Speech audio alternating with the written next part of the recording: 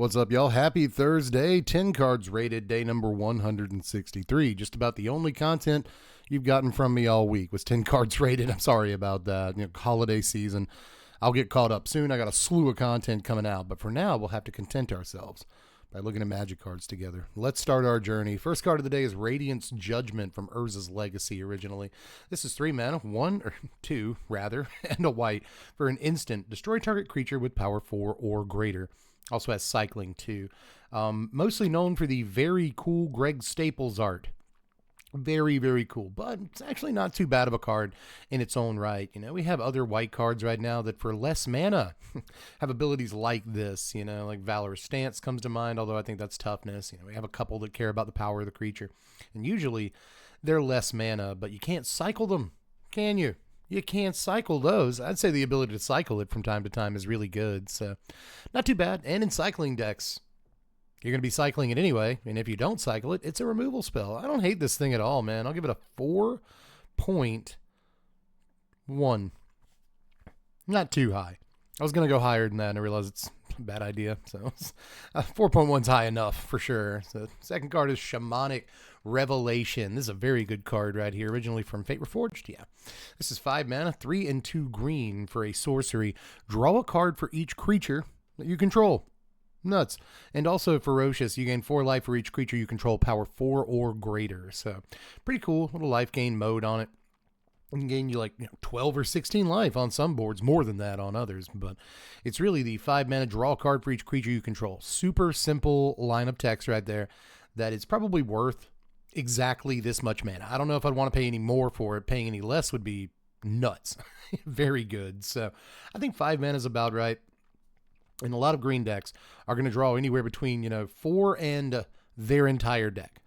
They play this card. I mean, it's not too hard to envision a world where the green mage draws 8 cards off of this without having to lift too many fingers, right? So I've always loved this, man. It keeps getting reprinted in Commander product for very good reasons. So I'm going to give Shamanic Revelation a Ask the Audience. First of all, before I actually rate this, I'd like to give you 3 seconds to rate it yourself. What do you think Shamanic Revelation is, give or take? I'm going to give you a second. I'd say Shamanic Revelation is a 6.2. Somewhere in that neighborhood. Cost a lot. Doesn't actually advance the board state, but if you have the ability to play it, it's going to be better in a lot of green decks than like most blue card draw spells at the same rate. So yeah, it's an amazing refill for nearly any deck playing green, because a lot of them play a lot of creatures. Just fantastic Magic card. We'll move on to Soothing of Smeagle here.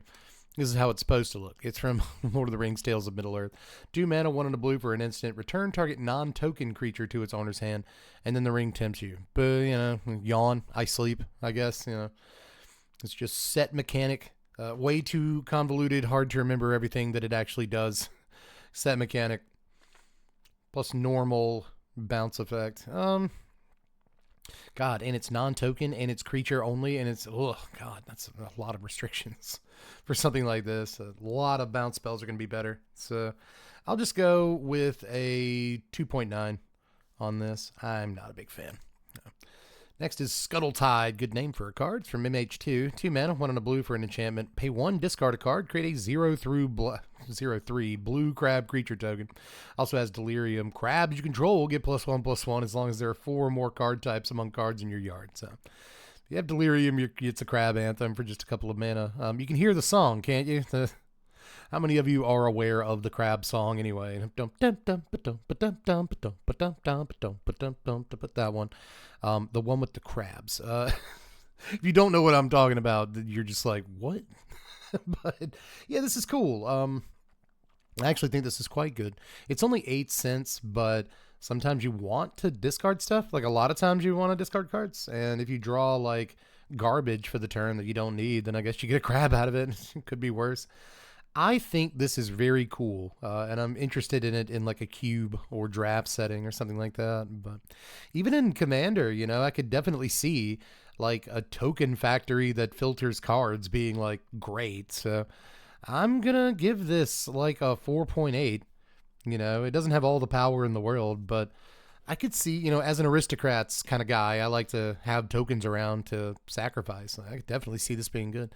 So, you know, not bad. East Farthing Farmer up next. This is two and a white, so 3 total mana for a 2/3 halfling peasant. When East Farthing Farmer enters the battlefield, you get a food token. When you do, target creature you control gets +1/+1 till end of turn for each food that you control. Okay. 3 mana, 2/3, boo. Make a food token, fine. This guy looks like Shivam. If you know who Shivam Bat is, content creator, Shivam, the guy. This guy looks identical to that guy. So that's one thing. But anyway, with beautiful hair and all that, Shivam has amazing hair. He's got the same hair.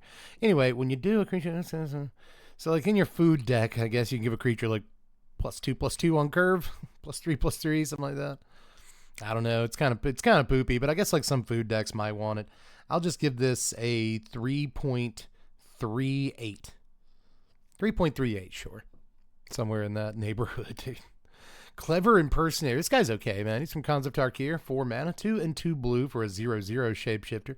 You may have Impersonator enter the battlefield as a copy of any non-land permanent on the battlefield. Any non-land permanent. So a clone at the same rate as clone, right? 4 mana value. But it can be anything. Now, this could even be a boat. I guess if you wanted to, if somebody has like a subterranean schooner, predator flagship, the Weatherlight. This could be any boat in Magic the Gathering. That's kind of neat. I like this dude, though. I'm not sure how much it's played, but it is fetching some money. You know, the list version of it's the cheapest one. It's $1.60.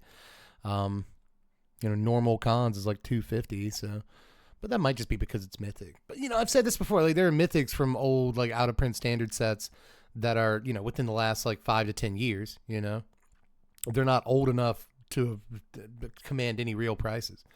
And some of those mythics are like 50 cents. So I think $2.50 is like a respectable price.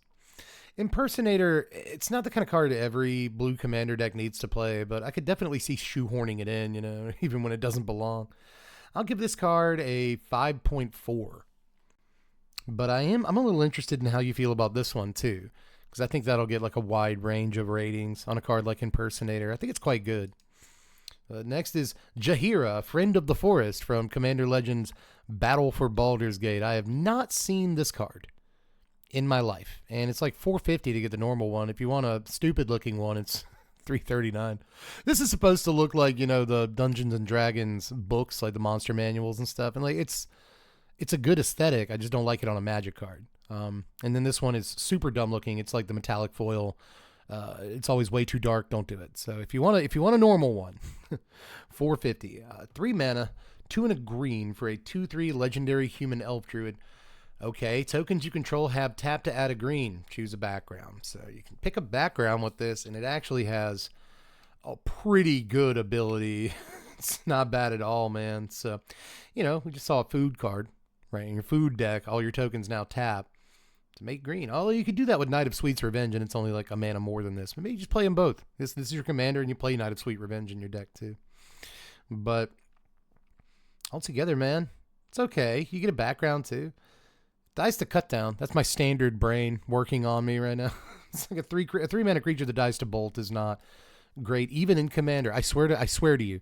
Sometimes I want to do a whole video about this. You know, sometimes people hear me say like this is a 3-drop that dies to bolt, or this is a 4 mana Commander that's a little pricey, and they're like, Dev doesn't know anything about Commander. But like, I want to do a whole video about this, and I'll kind of leave it at that. Right. For one, I'll say this: a 4 mana Commander, even in like casual Commander, is a little. It's the beginning of expensive. I've said that before, and people are like, it's not expensive. It's like I didn't say it's expensive. It's the beginning of expensive. I will stand by that, and I'll also stand by the a 3 mana Commander that dies to bolt is like not necessarily great. I'm not saying everyone at the table has a bolt, and only in fact one player has 1 bolt most of the time, but just like. There are bolt effects. It'll still die to a nameless inversion or a virtue of persistence or anything that's, 3 damage. And there's a million things that are 3 damage is the point I'm making. Anyway, I've gone like way off on this one. I actually really like this. All things considered, I do really like just this one line of text. Creature tokens, artifact tokens, whatever. Now your treasure tokens tap for mana without having to sack them. Like all that. seems like it definitely justifies the price tag, which isn't like too hefty, but you know, not every card is $4. Most cards are like 25 cents. So you see something like this, you point it out. I'll give Jahira I will give this a 6. And I'm giving it that because it can be in your command zone. And tokens decks probably, I mean, you're locked into green at that point, but you know, that means it could be a good commander for mono green tokens builds, or conversely, it could just be in the 99 of like most decks because like every other card makes tokens. So looks like a pretty powerful card to me. I'll throw a 6 at it. Next is Johan Stop Gap from Wilds of Eldraine. This is 4 mana, 3 and a blue for a sorcery with Bargain.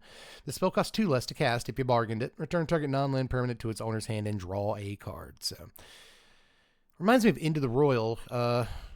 Why is it sorcery speed? If you bargain it, 2 mana, bounce anything besides a land and draw a card is not like terrible, but you know, you're coming down on board presence to get tempo, and that's not it's not great. They'll just play the card again. Meanwhile, you lost an actual thing. So that's kind of poopy.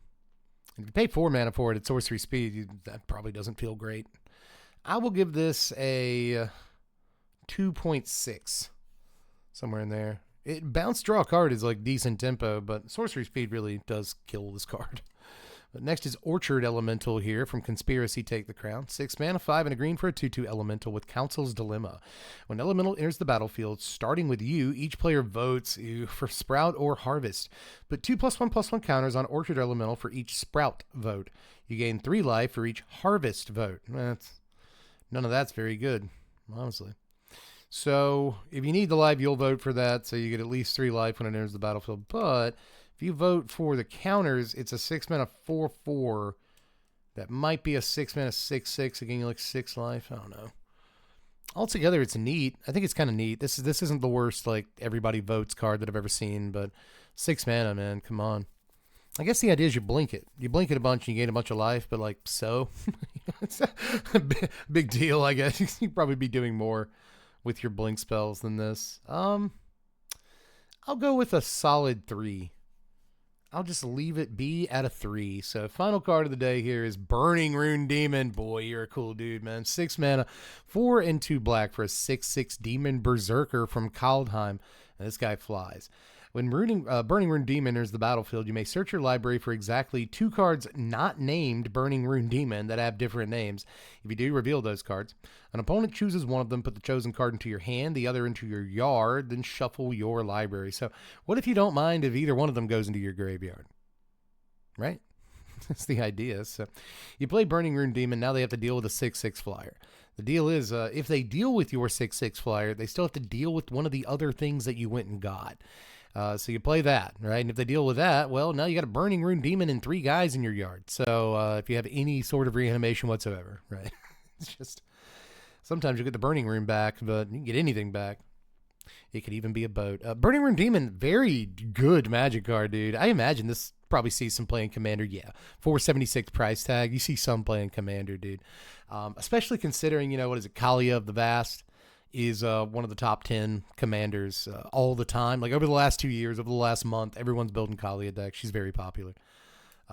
So obviously, right, any demon's going to be good. But I imagine maybe with the demon deck being like standard playable right now, that maybe like there's some commander players building more demons than usual, and like this guy's just incredible. It's really good in your demons deck, but good in a lot of decks, it turns out. Just replaces himself when he comes into play, fuels graveyard synergies, and he's a crazy dude in his own right. He doesn't flample or anything, but like dealing with a 6/6 flyer is easier said than done. He's also metal. He's so cool looking, but I'm gonna give Burning Rune a 6.28.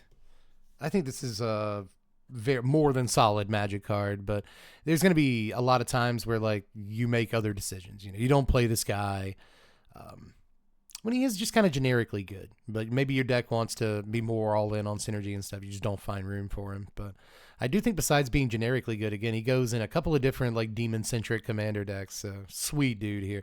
Also, we just got that thing in what is it, Dustmorn, that if you control a demon, it's a demonic tutor. Elsewise, it searches for a demon. So again, like demons, I think in general are their stock's gonna rise a little bit. So this guy got a little bit better with the demonic tutor 4 demons that we just got in Dustmorn. So yeah, man.